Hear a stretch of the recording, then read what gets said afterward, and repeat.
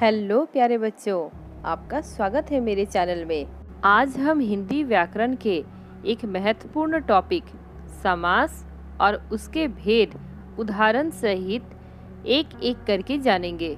उससे पहले अगर आपने मेरे चैनल को अब तक सब्सक्राइब नहीं किया है तो नीचे बेल आइकन में क्लिक करके सब्सक्राइब कर लें, ताकि जब भी मैं कोई नया वीडियो डालूं आप उससे नोटिफाई हो जाए। बच्चों, वीडियो को बिना स्किप किए पूरा देखिएगा, तभी आप समास और उसके भेद से परिचित हो पाएंगे। आइए सबसे पहले हम समास की परिभाषा देख लेते हैं। समास का तात्पर्य होता है संक्षिप्तीकरण। इसका शाब्दिक अर्थ होता है छोटा रूप, अर्थात जब दो या दो से अधिक शब्दों से मिलकर जो नया और छोटा शब्द बनता है उस शब्द को समास कहते हैं। दूसरे शब्दों में कहा जाए तो जहाँ पर कम से कम शब्दों में अधिक से अधिक अर्थ प्रकट किया जाए वह समास कहलाता है। समास में दो पद मतलब शब्द होते हैं। पहले पद को पूर्व पद और दूसरे पद को उत्तर पद कहते हैं।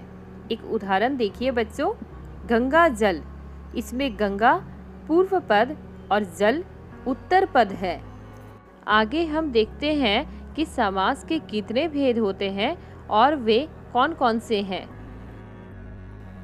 समास के 6 भेद होते हैं जो निम्नलिखित हैं: अव्ययी भाव समास, तत्पुरुष समास, कर्मधारय समास, द्विगु समास, द्वंद्व समास, बहुब्रीहि समास।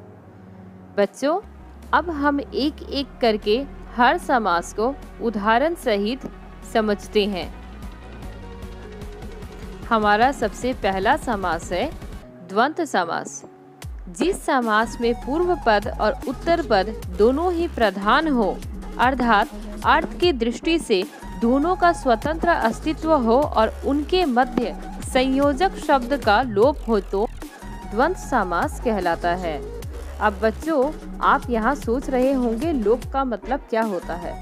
लोप का मतलब होता है मिसिंग, गायब होना। जैसा कि आपने द्वंद्व समास के परिभाषा में ही समझ लिया कि यहाँ पे 2 शब्द जरूर होंगे, लेकिन ये दोनों ही शब्द अर्थ की दृष्टि से स्वतंत्र होंगे।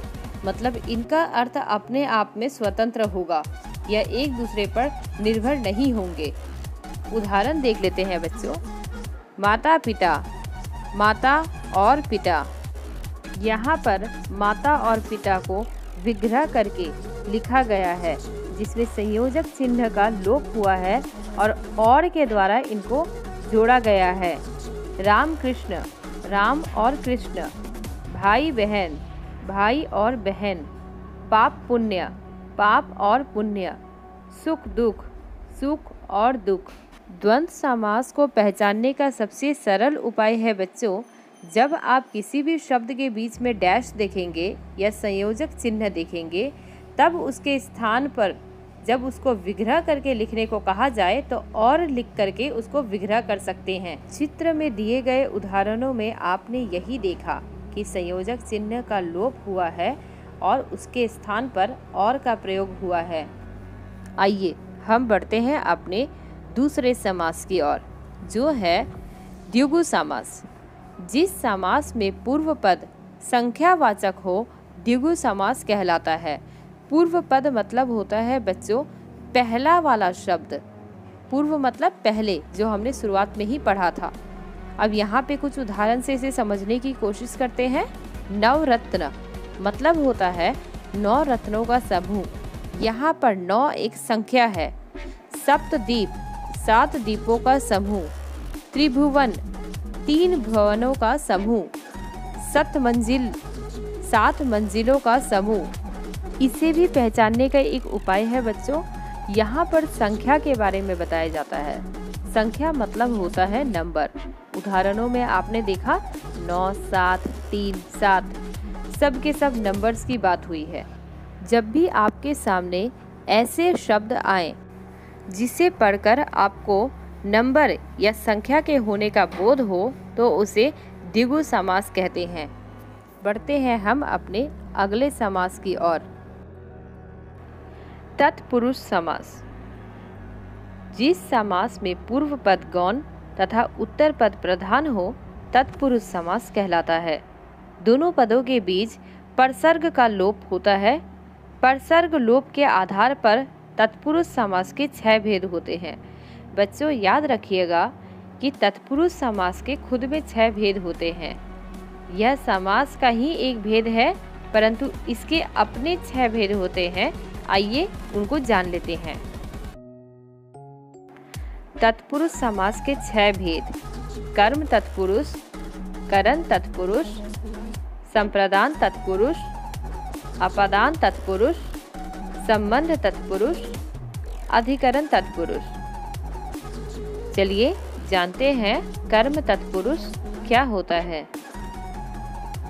कर्म तत्पुरुष में कर्म कारक की विभक्ति को का लोप हो जाता है। तो बच्चों इन शब्दों के बीच आपको को का लोप होता हुआ दिखेगा। को का लोप होना मतलब को का मिसिंग होना या गायब होना। चलिए उदाहरण से समझते हैं। यश प्राप्त, यश को प्राप्त। ग्रामगत, ग्राम को गया हुआ। स्वर्ग प्राप्त, स्वर्ग को प्राप्त। जो शब्द पूरा होता है बच्चों उसे सामासिक शब्द कहते हैं, और जब विग्रह करने को कहा जाता है तब हमको समझ में आता है कि इसके बीच में किस विभक्ति चिन्ह का लोप हुआ है। जैसा कि आपने उदाहरण में देखा कि यहाँ पर को चिन्ह का लोप हो रहा था। यश प्राप्त, जब हमने इसे विग्रह किया तो हमने इसे लिखा यश को प्राप्त। इसको कर्म तत्पुरुष कहते हैं।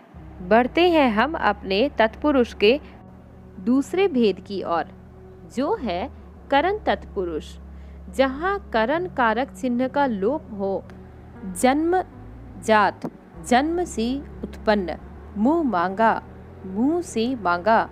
गुणहीन, गुणों से हीन। अब बच्चों आपको इन सभी कारक चिन्हों को याद करना बहुत ज़्यादा ज़रूरी है। यहाँ पे करण कारक का जो चिन्ह होता है वह है से, और आपने इन शब्दों के बीच में देखा कि से चिन्ह का लोप हो रहा था। जैसे गुणहीन, गुणों से हीन। यहाँ पे गुणहीन लिखते समय हमने से चिन्ह का लोप किया। तत्पुरुष समास का तीसरा भेद है संप्रदान तत्पुरुष, जहाँ संप्रदान कारक चिन्ह के लिए का लोप होता है। जैसे हथकड़ी, हाथ के लिए कड़ी। सत्याग्रह, सत्य के लिए आग्रह। युद्ध भूमि, युद्ध के लिए भूमि। यहाँ पे बच्चों के लिए शब्द का लोप होता है।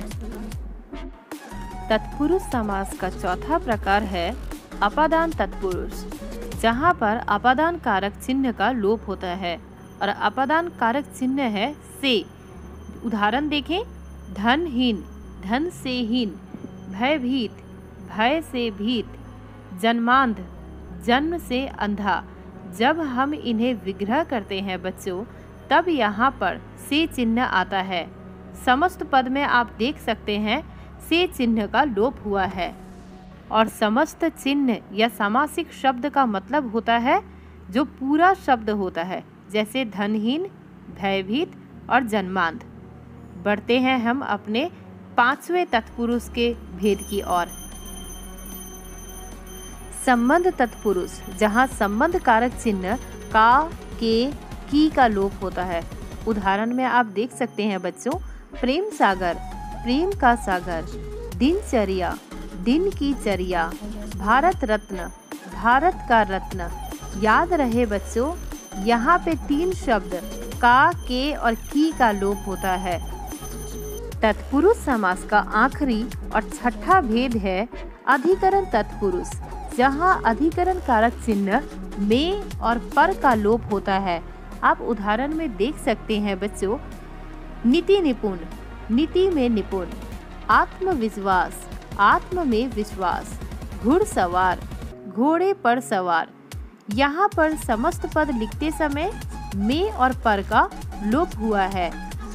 समास का चौथा भेद है कर्मधारय समास, वह समास जिसका पहला पद विशेषण और दूसरा पद विशेष्य होता है अथवा पूर्व पद और उत्तर पद में उपमान उपमेय का संबंध होता है, कर्मधारय समास कहलाता है। अब बच्चों यहाँ पर विशेषण और विशेष्य जानना जरूरी है।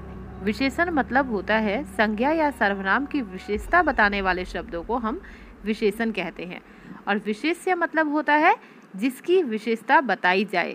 जैसे लाल साड़ी, यहाँ पर लाल विशेषण है और साड़ी विशेष्य है क्योंकि साड़ी की विशेषता बताई जा रही है। आइए उदाहरण के माध्यम से इसे समझते हैं। काली मिर्च, काली है जो मिर्च। नील कमल, नीला है जो कमल। पीताम्बर, पीता मतलब होता है पीला है जो अंबर। चंद्रमुखी, चंद्र के समान मुख वाली। सद्गुण, सद है जो गुण। बच्चों, आपने उदाहरणों से यह समझा कि यहाँ पर है जो चिन्ह का लोप होता है। जैसे नील कमल में देखिए बच्चों, यहाँ पर है जो शब्द का लोप हुआ है, और जब हमने इसे विग्रह किया तब हमने देखा इसका रूप हमारे सामने नीला है जो कमल के रूप में सामने आया। बढ़ते हैं हम अपने 5वें समास की ओर, जो है बहुव्रीहि समास। जिस समास में दोनों पदों के माध्यम से एक विशेष या फिर तीसरे व्यक्ति या अर्थ का बोध हो उसे बहुव्रीहि समास कहते हैं। मतलब बच्चों, यहाँ पे दोनों पद जब आप पढ़ेंगे तो दोनों पदों के माध्यम से किसी तीसरे व्यक्ति या अर्थ का बोध होता है। आइए उदाहरण के माध्यम से इसे समझते हैं। नीलकंठ, नीला कंठ है जिनका अर्थात शिव जी। आपने यहाँ देखा बच्चों, यहाँ पर किसी तीसरे की ओर संकेत किया गया है। जैसे नीला कंठ किनका होता है? शिव जी का। लंबोदर, लंबा उदर है जिनका अर्थात गणेश जी। गिरिधर, गिरि को धारण करने वाले अर्थात श्री कृष्ण। आपने यहाँ देखा बच्चों, यहाँ पर विग्रह करने के बाद जो शब्द हमारे सामने आए हैं उनके माध्यम से किसी तीसरे के ओर संकेत किया जाता है। इसको समझने का एक और सरल उपाय है। आप अक्सर देखेंगे बच्चों, यहाँ पर किसी तीसरे मतलब भगवान की ओर इशारा होता है। जैसे शिव जी, गणेश जी और श्री कृष्ण, जिनको हर कोई जानता हो, ऐसे व्यक्ति या वस्तु के ओर इशारा किया जाता है। हमारा अंतिम समास है अव्ययी भाव समास। अब इसको जानने से पहले आपको अव्यय क्या होता है ये जानना जरूरी है बच्चों। जिन शब्दों पर लिंग, कारक, काल आदि से भी कोई प्रभाव ना पड़े अर्थात जो अपरिवर्तित रहे, वे शब्द अव्यय शब्द कहलाते हैं। अव्ययी भाव समास के पहले पद में अनु, आ, प्रति, यथा, भर, हर आदि आते हैं। एक और बात का ध्यान रखें बच्चों, ये जो शब्द आए हैं अव्यय शब्द अनु, आ, प्रति, यथा, भर और हर, इस टाइप के जब शब्द आएंगे तो आप देखिएगा ये अक्सर उपसर्ग होते हैं जो शब्द के पहले लगाए जाते हैं और बहुत छोटे होते हैं। आइए कुछ और महत्वपूर्ण बात जान ले। इस समास में पहला पद प्रधान होता है और पूरा पद अव्ययी होता है। इसमें पहला पद उपसर्ग होता है, जैसे आ, अनु, प्रति, हर, भर, नि, निर, यथा, यावत आदि उपसर्ग शब्द का बोध होता है। ध्यान रहे, अव्ययी भाव समास में उपसर्ग होता है। आइए उदाहरण के माध्यम से इसे और भी अच्छी तरह से समझते हैं। बेमतलब, बे प्लस मतलब बिना मतलब के। प्रति क्षण, प्रति प्लस क्षण हर क्षण। आजीवन, आ प्लस जीवन जीवन भर। यथामति, यथा प्लस मति मति के अनुसार। भर पेट, भर प्लस पेट पेट भर कर। बच्चों आपने देखा यहाँ पर पहले आए हुए शब्द बे, प्रति, आ, यथा और भर उपसर्ग हैं और छोटे हैं। इससे आप समझ सकते हैं कि जब भी ऐसा शब्द आए सामने जिसका सामने वाला पहले वाला पद छोटा हो, तब वह अव्ययी भाव समास होगा। एक और बात ध्यान रहे कि सामने वाला पद उपसर्ग होना आवश्यक है। उम्मीद करती हूँ बच्चों, आज आप इस टॉपिक को अच्छे से समझ गए होंगे और आगे आने वाले परीक्षाओं में आप इसका सही तरह से उत्तर दे पाएंगे। अगर आपको वीडियो अच्छी लगी हो तो वीडियो को ज़रूर लाइक करें।